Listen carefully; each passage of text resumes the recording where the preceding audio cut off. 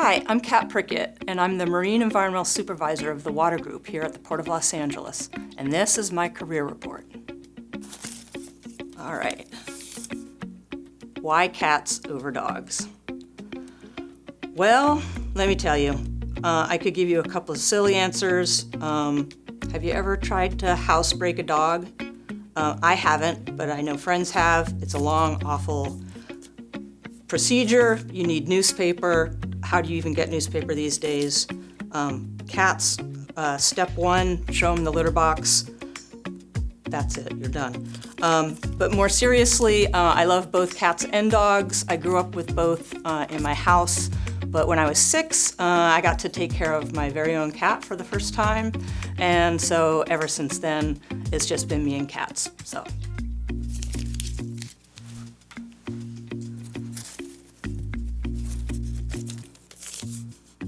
What kind of challenges have you faced in your career?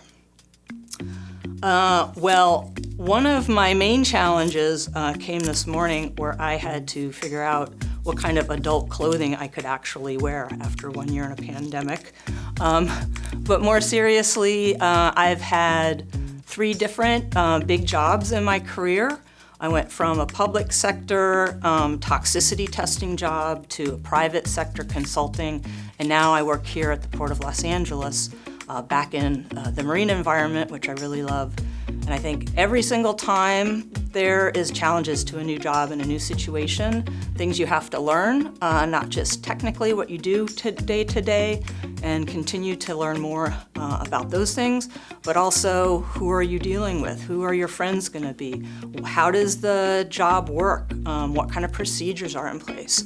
So all of those things are challenging, but they make the change exciting, and I've enjoyed that as well.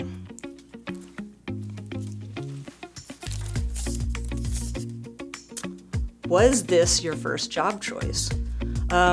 Well, that is a really interesting question, because I would say that I've wanted to be a marine biologist since I was 8 years old.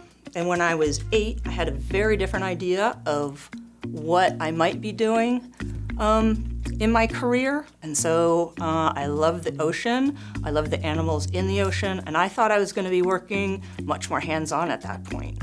When I went to college, one of the first things they told me was that there were no jobs in marine biology. So I wasn't sure how to deal with that, except to continue to go forward and think, heck yes, I'm gonna be able to get a job in marine biology, you can't tell me that. When I got the opportunity to come to the Port of Los Angeles, it was my 3rd major career move. Even at that time, maybe it wasn't my first choice. But now, after being here for 12, 13, 14 years, I think it really is my first choice. I don't think I'd want to work anywhere else. I love the mix of work and life balance. I love being an expert at the port, everything that goes on here with the water quality, and that really appeals to me. So now it is my first job. Did you play any other sports before soccer? I started playing soccer pretty late in life, in my 30s. And so you'd think I would have played a lot more sports before then. I was pretty sporty. I was an outdoors kind of girl. I liked running around. I liked playing tag. I liked playing kickball. I liked to ski. I liked to bike. I liked to do all those kinds of things. But I actually never played any kind of organized sports during school or after, until I started playing an adult recreational league with soccer. So never too late to start to find something new that you love in life. Oh, I should have headed that. Do you miss Washington, D.C.?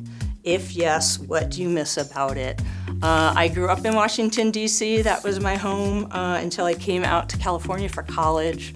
I still have family there, so yes, I miss Washington, D.C. And of course, number 1 is my family that lives there. I miss them a lot. But outside of that, I really miss the seasons that you get in DC. They're not too harsh, but you do get to see snow. you do get to see a beautiful, beautiful spring where everything's coming out of winter and everything blooms at once, and there's a bush there called azaleas, and everybody has them in their front yards, and it's just beautiful when that happens. Ooh. How do you check the water quality at the port? I love this question. There are so many different ways that we are able to check on the water quality here. From instruments that you can just dip directly into the water and find out what's the temperature, how much dissolved oxygen is in there, how turbid is the water, how much light will penetrate through it, all of those things that have an impact on the water quality and the things that live in our harbor waters. But if you want to get a little more technical, then you need to take some samples, send those off to a lab, and they have lots of different methods, lots of different instruments that they use, and they can find out things like how much metals are in there, how much pesticides are in the water, how much DDT or PCBs, you may have heard of those, how much of those are in the water.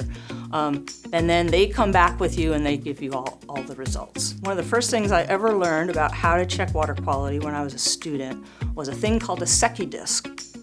And this is a circle, and it's painted in a grid, white and black, and there's a rope tied to it, and you just lower it in the water until you can't tell the difference between white and black.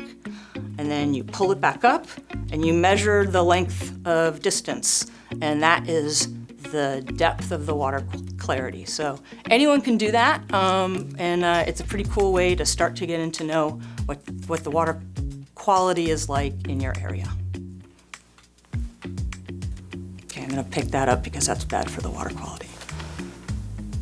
I'm Kat Prickett, and this was my career report. For more information, follow us on Facebook, Twitter, and Instagram.